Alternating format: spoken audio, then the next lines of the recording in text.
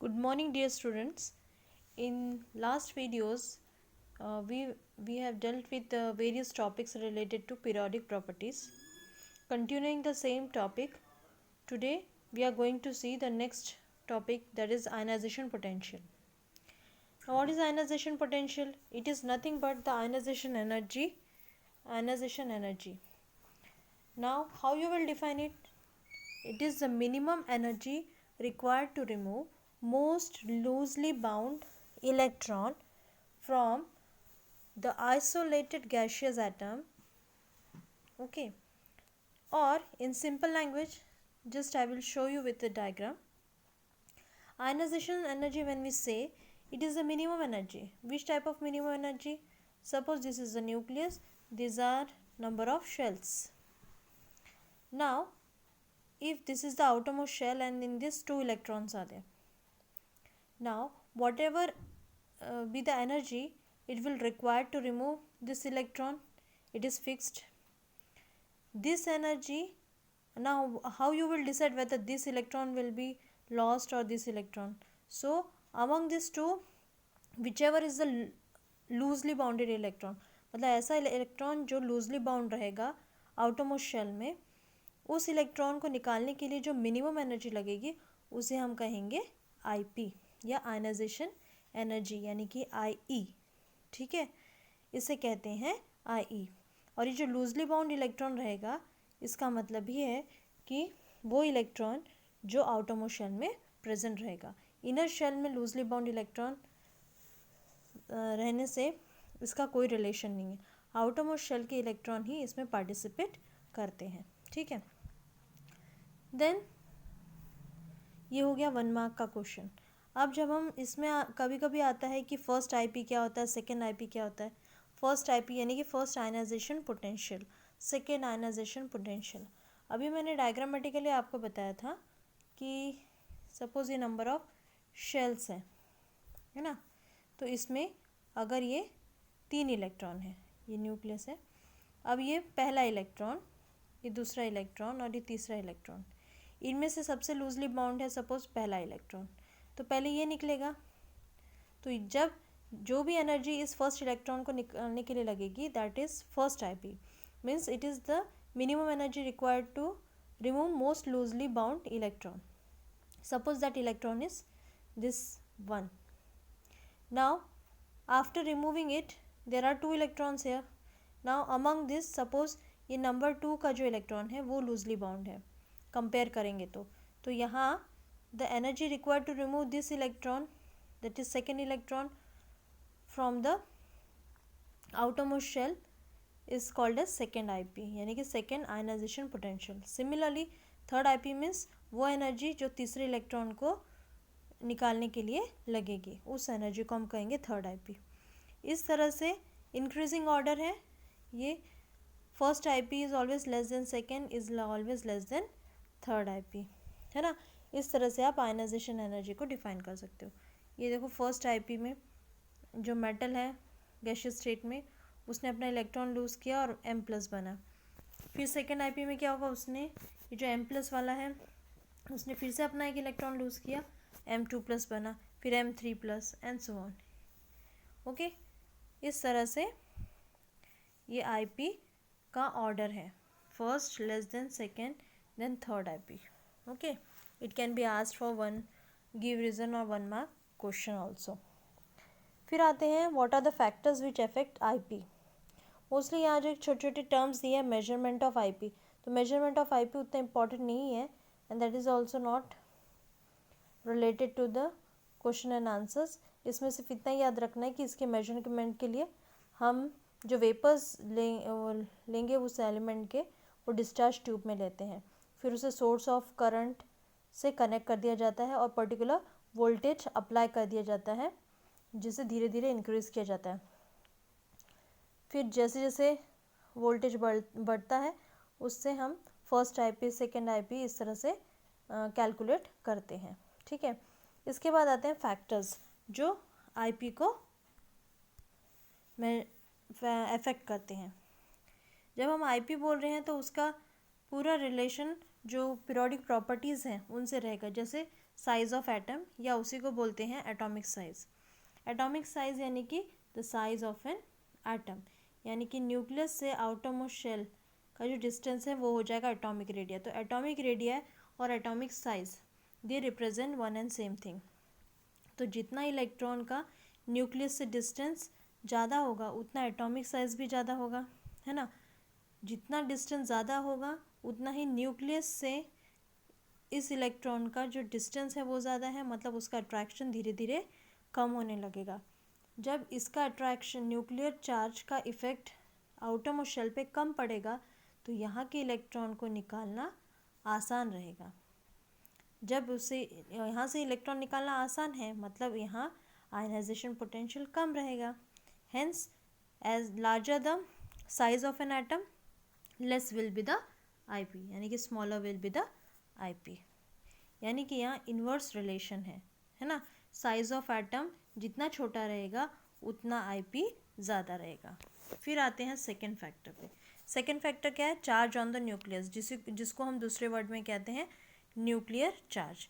जितना nuclear charge ज़्यादा रहेगा उतना ही ये जो न्यूक्लियस है वो शेल्स में के जो इलेक्ट्रॉन है उनको अपनी तरफ अट्रैक्ट करते रहेगा, ठीक है। तो जितना न्यूक्लियर चार्ज रहेगा उतना एटॉमिक साइज़ अपने आप छोटा रहेगा, और ऐसी कंडीशन में क्या होगा? IP ज़्यादा रहेगा। ऐसा क्यों?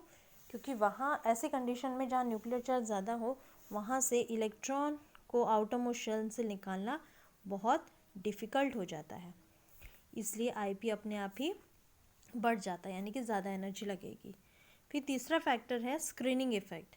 Screening effect of electrons in the inner shell. ये मैंने आपको पहले भी बताया है कि स्क्रीनिंग इफ़ेक्ट होता क्या है। स्क्रीनिंग इफ़ेक्ट मीन्स ये जो न्यूक्लियस है उसके सराउंडिंग में सपोज ये 3 शेल्स है, तो ये आउटर मोस्ट शेल हो गई या वैलेंस शेल हो गई, उसके अंदर ये सपोज ये 2 शेल्स हैं, ये शेल 1 और ये शेल 2। तो ये जो शेल्स हैं ये न्यूक्लियस से इस आउटर मोस्ट शेल को बचाते हैं, यानी कि ये कवच की तरह काम करेंगे और यहाँ के जो इलेक्ट्रॉन्स हैं उनको डायरेक्टली इसकी तरफ अट्रैक्ट होने नहीं देंगे। उसकी वजह से क्या होगा? ये शील्डिंग का काम करेंगे, कवच का काम करेंगे, और उसका एटॉमिक साइज क्या होगा?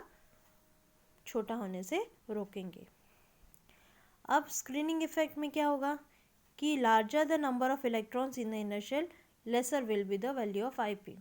अब जितने शेल्स बढ़ेंगे, ये भी कहीं ना कहीं एटॉमिक साइज से रिलेटेड है कि जितने शेल्स बढ़ेंगे तो इलेक्ट्रॉन्स न्यूक्लियस से कम अट्रैक्ट होगा। जितना वो कम अट्रैक्ट होगा, वो कम अट्रैक्शन क्यों होगा? क्योंकि ये इनर जो शेल्स हैं वो उसे प्रोटेक्ट करेंगे न्यूक्लियस की तरफ अट्रैक्ट होने के लिए। इस वजह से ये जो स्क्रीनिंग इफेक्ट है वो बड़ा है, और यहाँ जो इलेक्ट्रॉन को निकालने के लिए एनर्जी लगेगी वो क्या रहेगी? कम रहेगी, ठीक है। फिर उसके बाद आते हैं कंप्लीटेड शेल या फिर हाफ शेल्स, हाफ कंप्लीटेड सब शेल्स। कंप्लीटेड शेल्स, कंप्लीटेड सब शेल्स मतलब क्या? मतलब ऐसे इलेक्ट्रॉनिक कॉन्फ़िगरेशन में जिसमें कॉन्फ़िगरेशन कंप्लीट हो या तो फिर हाफ हो। जैसे एक एग्जांपल देती हूँ मैं, जैसे ये एनर्जी लेवल है, ये S वाला, ये P का। P में 3 एनर्जी लेवल्स होते हैं, PX, PY और PZ। तो इसमें यहाँ प्रिंसिपल कौन सा लागू होगा? यहाँ ऐसा प्रिंसिपल है, ये प्रिंसिपल कहता है कि अगर किसी सबशेल में या तो उस सबशेल की मैक्सिमम कैपेसिटी के कंपैरिजन में पूरे इलेक्ट्रॉन हो, या तो फिर कंप्लीटली फील्ड हो वो शेल, या तो फिर आधा भरा हो। जैसे S की कैपेसिटी कितनी है? 2, मतलब उसकी कंप्लीट कैपेसिटी कितनी होगी? 2। अगर उसका आधा कहेंगे तो वो हो जाएगा 1, यानी कि या तो उसमें 1 इलेक्ट्रॉन हो या तो फिर 2। तो दोनों कंडीशन में वो ज़्यादा स्टेबल रहेगा। इसे बोलते हैं एक्स्ट्रा स्टेबिलिटी प्रिंसिपल। सिमिलरली दूसरा प्रिंसिपल क्या कहता है? दूसरा एग्जांपल यहाँ देखिए, PX का, P ऑर्बिटल का दे रही हूँ। अगर मैक्सिमम कैपेसिटी क्या है? P ऑर्बिटल की 6 इलेक्ट्रॉन ऑक्यूपाई हो सकते हैं, या तो इस ऑर्बिटल में पूरे 6 इलेक्ट्रॉन्स भरे हों या तो फिर उसके आधे, हाफ फील्ड या half completed shell. Half filled यानी कि 6 का आधा हुआ 3, या तो ऐसी कंडीशन हो या तो फिर वो कंप्लीटली भरे हों। इन दो सिचुएशंस में वो ज़्यादा से ज़्यादा स्टेबल रहता है, ठीक है। और ऐसे कंडीशन में आईपी की वैल्यू क्या हो जाती है, बढ़ जाती है। क्यों? क्योंकि यहाँ से इलेक्ट्रॉन को निकालना बहुत ज़्यादा डिफ़िकल्ट होता है। जितना इलेक्ट्रॉन को निकालना डिफ़िकल्ट होगा शेल्स में से, उतना ही आईपी की वैल्यू अपने आप बढ़ती जाएगी। वैसे ही शेप्स ऑफ ऑर्बिटल्स से रिलेटेड है। शेप्स ऑफ ऑर्बिटल्स आपको पता ही है, एस पी डी एफ, ये जो सब शेल्स होते हैं, इनके वेरियस शेप्स होते हैं। जैसे एस स्फेरिकल है, पी डम्बल है, डी डबल डम्बल है, एफ कॉम्प्लिकेटेड शेप है ना। तो अब ये जो शेप ऑफ ऑर्बिटल्स हैं वो भी आईपी को अफेक्ट करता है। जैसे एस ऑर्बिटल जो है वो ज़्यादा क्लोज़र होता है न्यूक्लियस के कंपेयर टू पी ऑर्बिटल, जबकि ऐसी कंडीशन में पी ऑर्बिटल दूर होता है और नेचुरली पी ऑर्बिटल से इलेक्ट्रॉन को निकालना आसान होता है as compare to S orbital. मतलब एस की एनर्जी, एस में से इलेक्ट्रॉन को निकालना ज़्यादा डिफ़िकल्ट रहेगा एज़ कंपेयर टू पी, और पी में से इलेक्ट्रॉन निकालना ज़्यादा डिफ़िकल्ट होगा as compare to D, and so on. इससे ही कहते हैं shape of orbital is affected by IP. फिर जब हम वेरिएशन ऑफ आईपी ग्रुप और पीरियड में मेजर करते हैं तो वो कैसा कंपैरिजन होता है। मोस्टली जो आईपी होता है वो आईपी जो है इन पीरियड में बढ़ते जाता है as the atomic number increases. IP क्यों बढ़ेगा? क्योंकि इसमें सबसे इम्पॉर्टेंट फैक्टर है न्यूक्लियर चार्ज। वही न्यूक्लियस पे जो चार्ज होता है उसे कहते हैं न्यूक्लियर चार्ज। तो आईपी ग्रुप में डिक्रीज होता है और पीरियड में बढ़ते जाता है। तो रीज़न क्या है? It decreases down the group as the atomic number increases. क्यों? क्योंकि डाउन द ग्रुप मतलब ग्रुप में फ्रॉम टॉप टू बॉटम जब हम जाते हैं तो एटॉमिक साइज़ बढ़ते जाता है, यानी नंबर ऑफ शेल्स बढ़ते जाते हैं। तो इसमें से इलेक्ट्रॉन को निकालना आसान होगा, हर शेल, हर ऐसे बड़े एटम साइज़ में से। तो जब इलेक्ट्रॉन निकालना आसान है मतलब क्या हुआ, आईपी की वैल्यू अपने आप ही घट जाएगी। इसलिए एटॉमिक साइज़ बढ़ता है मतलब आईपी घटता है। वैसे ही पीरियड में क्या हो रहा है, एटॉमिक नंबर, यहाँ नंबर ऑफ शेल्स नहीं बढ़ रहे हैं। नंबर ऑफ शेल्स नहीं बढ़ रहे मतलब न्यूक्लियर चार्ज बढ़ रहा है। जहाँ न्यूक्लियर चार्ज बढ़ता है वहाँ ज़्यादा एनर्जी लगती है इलेक्ट्रॉन को रिमूव करने के लिए। इस वजह से यहाँ जो है आईपी की वैल्यू अपने आप ही ज़्यादा रहेगी। ओके, इस तरह से आईपी जो है it is affected by various factors and it varies differently in group and period. So कभी कभी आता है 2 मार्क के लिए क्वेश्चन कि how IP varies in group and period. तो आप इनमें से कोई दो एग्जाम्पल दे के एक्सप्लेन कर सकते हो, ठीक है। उसके बाद शॉर्ट आंसर में कभी कभी ये जो मैंने हाईलाइटेड क्वेश्चंस दिए हैं स्टार करके वो आते हैं, ठीक है, एक्सप्लेन करने के लिए। जैसे फर्स्ट आईपी यानी कि ionization potential of beryllium and nitrogen in the second period and MgN P मतलब phosphorus, magnesium and phosphorus in third period have high values than expected.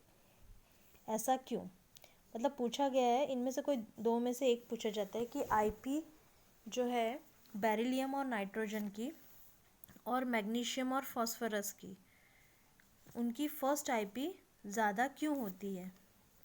तो बेसिकली उनके इलेक्ट्रॉनिक कॉन्फ़िगरेशन उसके लिए रिस्पॉन्सिबल होते हैं। ये आपको इसका जो एक्सप्लेनेशन है, इस क्वेश्चन का एक्सप्लेनेशन इसके नेक्स्ट इलेक्ट्रॉन एफिनिटी जो टॉपिक है उसमें किया गया है। अब बेसिकली मैं एक आइडिया दे देती हूँ कि जहाँ भी या तो कम्प्लीटली फील्ड शेल होंगे या तो फिर हाफ फील्ड शेल होंगे वो ज़्यादा स्टेबल रहते हैं, और जहाँ ज़्यादा स्टेबिलिटी होगी वहाँ इलेक्ट्रॉन को निकालना ज़्यादा डिफ़िकल्ट होता है, यानी कि आईपी की वैल्यू अपने आप बढ़ जाती है। तो ये जो 4 एलिमेंट्स हैं उनके कॉन्फ़िगरेशन में स्टेबिलिटी क्यों है, क्योंकि या तो उनके पास हाफ फील्ड सबशेल्स है या तो फिर कम्प्लीटली फील्ड सबशेल्स है। उनका इलेक्ट्रॉनिक कॉन्फ़िगरेशन कैसा है, स्टेबल है, उसकी वजह से आईपी की वैल्यू बढ़ जाती है। सिमिलरली नोबल गैसेस में भी वही कंडीशन है। नोबल गैसेस में क्या होता है, उनका आउटर मोस्ट कॉन्फ़िगरेशन कैसा रहता है, हाईली स्टेबल रहता है, और स्टेबल कॉन्फ़िगरेशन में से इलेक्ट्रॉन्स निकालना बहुत ही ज़्यादा डिफ़िकल्ट हो जाता है। So naturally they have maximum value of IP. उनकी जो आईपी की वैल्यू है बहुत ज़्यादा होती है। Okay, then comes the next property, that is electron affinity. अभी जो इलेक्ट्रॉन एफिनिटी है वो क्या है, इट इज़ द टेंडेंसी, एक ऐसी कैपेसिटी जिसकी वजह से कोई भी एलिमेंट या एटम अपने इलेक्ट्रॉन, उसके पास जो इलेक्ट्रॉन है उससे ज़्यादा वो आजू बाजू से सराउंडिंग में से इलेक्ट्रॉन लेने की कोशिश करता है। So it is the tendency of any atom to accept an additional electron. इसे कहते हैं electron affinity. Affinity means attraction. So electron attraction या इलेक्ट्रॉन अपनी तरफ अट्रैक्ट करना, इस कैपेसिटी या इस टेंडेंसी को हम क्या कहते हैं, इलेक्ट्रॉन एफिनिटी। जैसे आप यहाँ देख सकते हो, एक्स एक एटम है, उसने इलेक्ट्रॉन गेन किया और गेन करने के बाद हमेशा उस पर नॉर्मल कंडीशन रहेगी नहीं, वो बन जाएगा नेगेटिवली चार्ज्ड एनायन। ओके, इसे कहते हैं इलेक्ट्रॉन एफिनिटी। उसके बाद इससे रिलेटेड फैक्टर्स देखेंगे। फैक्टर्स कौन कौन से होते हैं जो इलेक्ट्रॉन एफिनिटी को अफेक्ट करते हैं। सबसे पहला साइज़ ऑफ एटम। जितना एटॉमिक साइज़ ज़्यादा होगा उतने उसमें लेसर फोर्सेस रहेंगे, यानी कि न्यूक्लियस का जो इफ़ेक्ट है, मैंने आपको अभी एक्सप्लेन किया कि न्यूक्लियस का इफ़ेक्ट एटॉमिक साइज़ के, जैसे एटॉमिक साइज़ बढ़ते जाता है न्यूक्लियस का इफ़ेक्ट घटते जाता है। और जितना ये फोर्स ऑफ अट्रैक्शन कम होगा उतनी ही इलेक्ट्रॉन एफिनिटी भी क्या होगी, कम होगी। सो इलेक्ट्रॉन एफिनिटी जो है inversely related to size of atom है। बड़ा साइज एटम का इलेक्ट्रॉन एफिनिटी कम। चार्ज ऑन द न्यूक्लियस, जितना न्यूक्लियर चार्ज ज़्यादा होता है, यानी कि ये जो न्यूक्लियस है उस पर चार्ज +2 है, +3 है, ये जो न्यूक्लियर चार्ज अगर बढ़ते जाता है तो वो इलेक्ट्रॉन्स को अपनी तरफ ज़्यादा अट्रैक्ट कर सकता है, और ऐसे कंडीशन में इलेक्ट्रॉन की जो एफिनिटी है वो भी अपने आप बढ़ती है। ठीक है, उसके बाद आते हैं उसके थर्ड फैक्टर पे, दैट इज़ इलेक्ट्रॉनिक कॉन्फ़िगरेशन। तो जो एटम्स होते हैं जिनमें स्टेबल कॉन्फ़िगरेशन होता है, या तो उनमें कम्प्लीटली फील्ड शेल होंगे या तो फिर हाफ फील्ड शेल होंगे, ठीक है, या तो फिर ऐसी कंडीशन होगी, या तो फिर नील इलेक्ट्रॉन्स होंगे। तो ऐसी कंडीशन में उनमें एडिशनल इलेक्ट्रॉन लेने की कैपेसिटी नहीं होती है, तो उस वजह से क्या होता है, उसमें इलेक्ट्रॉन एफिनिटी या तो ज़ीरो होती है या तो फिर लो होती है। सो यहाँ कुछ एग्जांपल्स दिए हैं, you can easily compare different elements with their electron affinities. जैसे यहाँ उनके इलेक्ट्रॉन एफिनिटी पीरियड में कैसे रहती है, ग्रुप में कैसे रहती है, उसके बारे में भी बताया गया है। ओके, जस्ट चेक कि ग्रुप में जो होता है,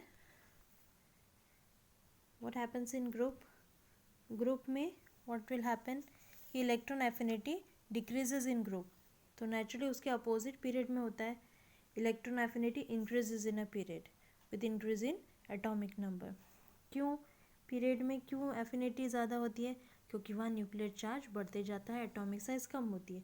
यहाँ क्या रीज़न है, यहाँ न्यूक्लियर चार्ज कम होता है और एटॉमिक साइज़ बढ़ते जाती है, शेल्स बढ़ेंगे तो नेचुरली अट्रैक्शन कम होगा, अट्रैक्शन कम होगा तो इलेक्ट्रॉन एफिनिटी अपने आप ही कम हो जाएगी। ओके, अभी मैंने आपको इसी टॉपिक को पढ़ाते हुए यहाँ बताया था, एक क्वेश्चन बोला था कि इलेक्ट्रॉन एफिनिटी या फिर जो आईपी है कुछ पर्टिकुलर एलिमेंट्स की, वो स्पेशल क्यों है, मतलब वो फर्स्ट आईपी ज़्यादा होती है, ये सब जो पूछा था। तो यहाँ आप कॉन्फ़िगरेशन देख सकते हो बेरिलियम का एटॉमिक नंबर क्या है 4, तो इसका कॉन्फ़िगरेशन कैसा हुआ, बेरिलियम का कॉन्फ़िगरेशन हो गया ये वाला 1s2 2s2, यानी कि इसके आउटर मोस्ट शेल में कितने इलेक्ट्रॉन, 2 इलेक्ट्रॉन, यानी कि ये हो गया फुल्ली कंप्लीटेड या फिर कंप्लीटली फील्ड शेल है उसके पास। अब लो मैग्नीशियम का कॉन्फ़िगरेशन कैसा है, 1s2 2s2 2p6 3s2, इसके भी बाहर के शेल में मैक्सिमम जो इलेक्ट्रॉन है वो कैपेसिटी भर गई है, यानी एस की कैपेसिटी 2 है, वो फिलअप है, यानी कि ये भी स्टेबल है। ऐसी कंडीशन में यहाँ से इलेक्ट्रॉन निकालना पॉसिबल नहीं है। सो यहाँ अपने आप ही आईपी जो है बढ़ जाती है, और जो इलेक्ट्रॉन एफिनिटी क्या होती है, नील हो जाती है, बहुत कम रहती है या नेग्लिजिबल रहती है या ज़ीरो रहती है। ओके, फिर उसी की तरह ये नीचे के एग्जांपल्स हैं।